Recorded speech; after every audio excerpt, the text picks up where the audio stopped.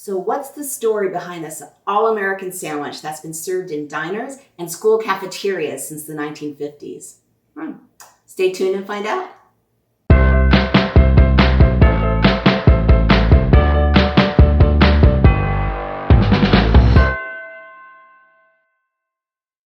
Hey everyone, I'm Jill. Welcome to YesterKitchen. I've been studying food history for over 30 years, taken more cooking classes than I can count, and I'm the founder of YesterKitchen. If you're having fun, please subscribe to the channel, like the videos, comment, and share with your friends. So today, we're going to talk about the Sloppy Joe, a delicious mess on a bun. Most of you have had it. So there's about 3 stories about where it came from. The first one is it started in Sloppy Joe's bar in Havana, Cuba, which opened in 1913. Nope. The second one is that it started in Sloppy Joe's bar in Florida, which opened in 1933, which was emulating the Havana bar. Nope. Most likely, it was a variation on the loose meat sandwich. And if you're from Iowa, you know what I'm talking about. If you're not, essentially a loose meat sandwich is a hamburger on a bun, but instead of a patty, it's just loose ground beef. They throw a couple pickles on for good measure. And it's really good. So the story goes that in Sioux City, Iowa, there was a restaurant that served these loose meat sandwiches.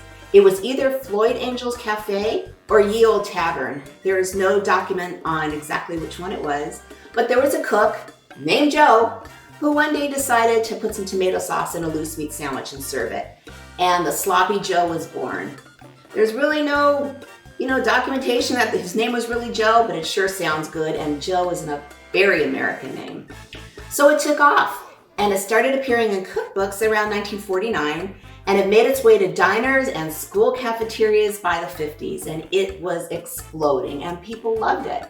As a matter of fact, the Sloppy Joe has morphed so far across our country that every region has a different name for it. We call it Sloppy Joes where I am, but there's all kinds of names for different parts of the country that Sloppy Joe is known as.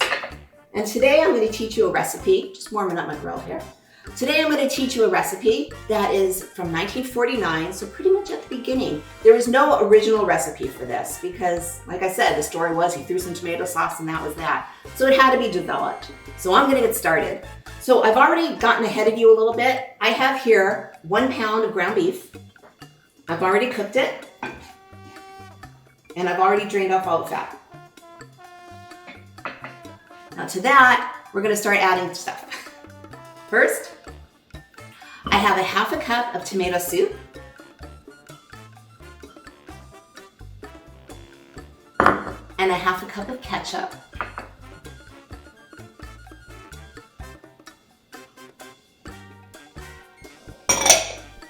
Then we've got a tablespoon of cider vinegar, a tablespoon of brown sugar, a tablespoon of mustard. Just use the plain standard yellow kind. You're going to be fine. Oop, it's going everywhere. And I'm making a mess. Go ahead and start stirring that around a little bit. And then we'll add our spices. And our spices are a 1/2 teaspoon salt, a 1/2 teaspoon of celery seed, not celery salt, celery seed, and a teaspoon of garlic powder. But you can never have too much garlic, so if you want to add more, add more. And we're just going to mix all this around. And then what you want to do is you want to let it simmer, medium heat, uncovered for about 10 minutes. So I will be right back in 10 minutes when we have our Sloppy Joe. Be right back. Okay, so 10 minutes have gone by. You want to stir it every now and then just to make sure everyone's in the party doing their thing. And now it's time to put it on the bun and make it a Sloppy Joe. So where did you first have your Sloppy Joe? Diner? School cafeteria? Mom? Mine was either at home or at school cafeteria. I can't remember, but we definitely had them in the school cafeteria. I remember they had this little ice cream scoop, and they take a bun and scoop and keep going. Anyway, here's our Sloppy Joe. Look at that. Everyone's in the party, everyone's having fun, and it's a great Sloppy Joe recipe. That's how popular Sloppy Joes were, that the company actually said, hey, let's make this easy. And they put like a seasoned sloppy Joe sauce that all you had to do was add the ground beef, but nothing beats homemade. And it's really easy, as you saw. So you want to take a bun. I like to toast mine because, you know, it is sloppy, and at least there's like a little barrier with the toast so it doesn't soak into the bun and you have this like disintegrating bun on you. So we're gonna bring in our plate. Look at that beautiful 50s plate.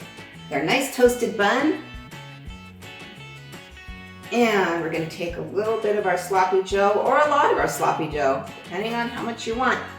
Like I said, this recipe will make about 5, but if you put more on, it's gonna make less. So your call. Anyway, look at that. There you have it. A classic 1950s sloppy Joe. It's so good. Give it a try and relive the 50s and the 60s and the 70s and the 80s, because sloppy Joes are still popular today. So enjoy it with your family, enjoy it with your friends, enjoy it just by yourself. And again, if you're having fun, please subscribe, like the videos, comment, and share with your friends. I'll be looking for your answers to that question. I really want to know where you had your first sloppy Joe. It's kind of cool. Or what your favorite recipe is. Or if you're in Iowa, tell me about those loose meat sandwiches. Have a great day. As always, thanks for stopping by. And remember, history has never tasted so good.